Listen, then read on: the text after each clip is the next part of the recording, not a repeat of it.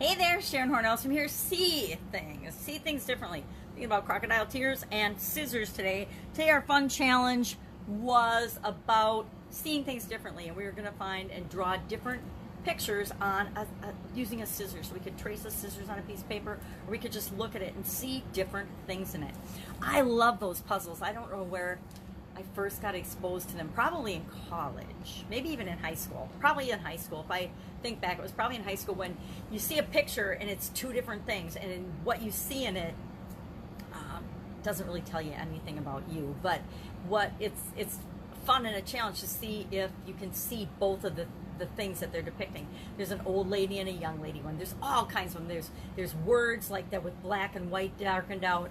Really fun puzzles. I love those, especially since I'm visually challenged. I love puzzles and ways of of seeing things differently, of looking at things differently.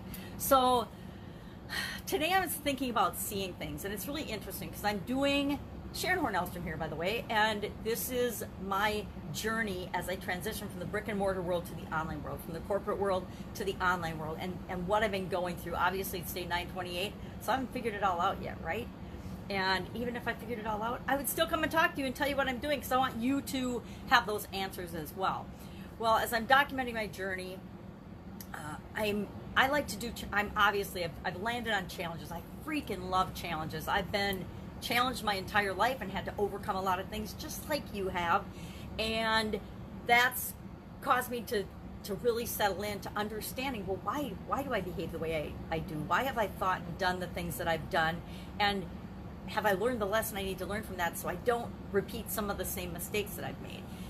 And I'm finding that I'm not alone. I'm not the only one that screws things up until I get it right, or just keeps screwing things up and moving through my life and making it a whole lot harder than it has to be. So that's why I am sharing this journey, is if I can help just one person, you, avoid even one of the mistakes I've made, then it's been worthwhile. It's worth the time and energy, and it's worth the embarrassment with some of the stories I share to show up every day, to show up and help in any way that I can. So today's fun challenge, and I found that I want to feel a certain way more often. So this year, and thank goodness this year, I picked fun. So I do one fun thing every day, or I look for one fun thing in every day. Yesterday, made taffy with my granddaughter. And I gotta tell you, I forgot about making taffy and what a mess it was. And her little hands were like stuck together like glue. It was so funny. And I mean, she thought it was funny too, or I wouldn't be laughing. But it was such a mess, but it was still fun. And we learned a whole lot of lessons that I had forgotten, because I haven't made taffy since I was a little girl with my mom. So next time we make taffy, it'll be a lot more fun and a lot less messy. But we look for something fun. So every day, during COVID or not, I am looking for something fun, some fun experience that she and I can have, or that I can just have on my own, so that when bad things happen, I don't freak out. Now, I haven't told him yet, but yesterday I interviewed an amazing man.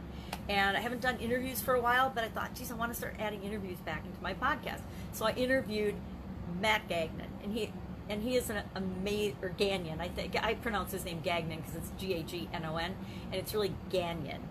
The G is silent. So, interviewed him, amazing interview, incredible man. I have so much respect for him.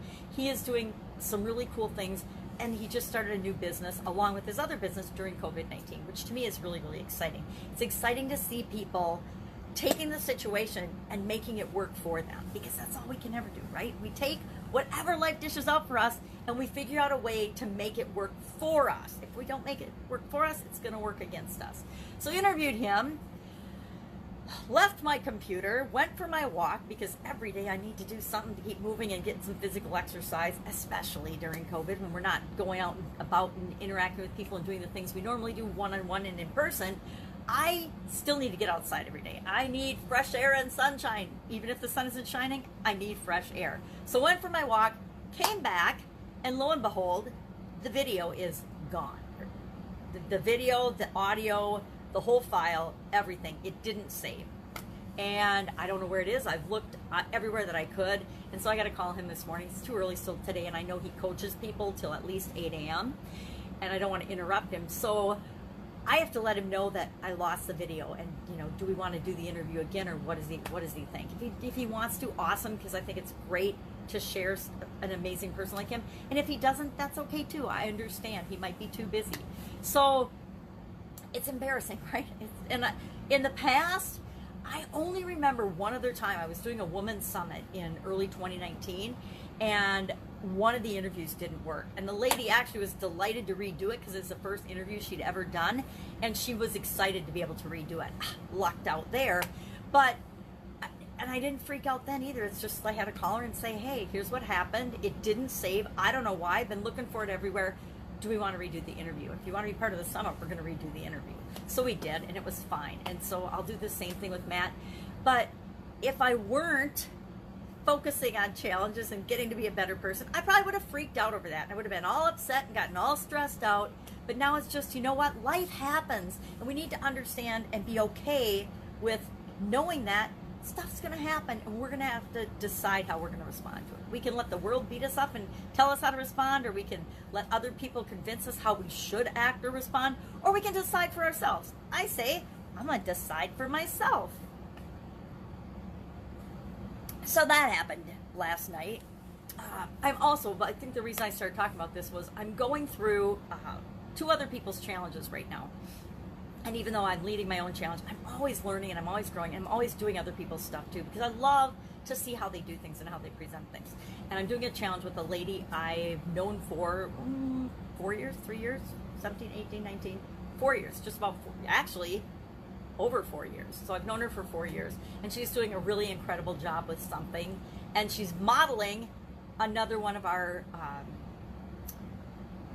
I don't want to say mentors, let's say mentors. She's modeling one of our other mentors and doing a brilliant job of it.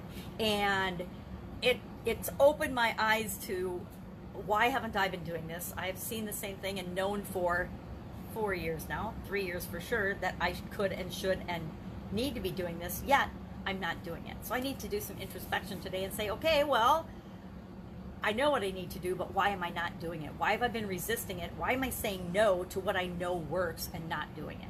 And so that's the kind of thing we need to always do. We need to always be looking at ourselves and saying, and we don't do better until we know better. But sometimes we know and we hear it over and over and over again, and we still don't do it. So we got to figure out what our resistance is to that and why we're saying no to it, why we're not doing it, and why we're not taking it and making it our own. I think a lot of mine is I don't want to do what everybody else is doing yet. I don't have to do what everybody else is doing. I get to just do me and figure out how the things I know and the things I've learned apply to my unique situation and the people I'm here to serve. Because we're all here to work with and be with and serve different people. That's the cool thing about our planet and our life and living right now. There is plenty to interrupt us in our video. There's plenty to go around for everybody, absolutely positively everybody. And even though the news and the media tries to keep us scared and down and small, teeny tiny small, it's okay to bust out of that and be you. So Get Up and Go Challenge today was all about progress, making progress, the P in our SOAP framework. I love frameworks. I've always loved frameworks and systems and processes and procedures. It's the nerdy engineer in me. I like to have a step-by-step process or situation or way of doing things, especially repetitive things or things that are really, really important. Things that are important to my health and safety, my well-being, my livelihood would fall into that. I like to systematize and have automatic processes that deal with all of those things. So frameworks are right up my alley. So the SOAP framework came pretty easily during COVID-19 in terms of how do I want to show up? How do I want to serve? How do I want to help? Given sometimes when I feel like we're helpless, like there's nothing we can do, there's always something we can do. So that was Get Up and Go Challenge. Crocodile tears was our idiom today for Supersize Your Business. People probably wonder, well, why do you get online and share those idioms? One guy commented on one of my videos, gosh, probably about a week ago now, and I didn't even see it, and I probably wouldn't have seen it except one of my amazing friends came to my rescue and came to my defense and said, you know, why are you asking this? And then she ended up in that same day making a video about it to the guy and to me saying, you know what, if you live in a glass house, don't throw stones. If you're not doing something and you don't understand why somebody else is doing it, ask them privately, don't call them out in public. It's the same thing I say about feedback and information. If you want to give somebody feedback and you really want to help them, guess what? You don't do it in a negative comment on their social media. You direct message them, or you find another way to get in touch with them in a positive way to ask them a question or give them that feedback. And you know what?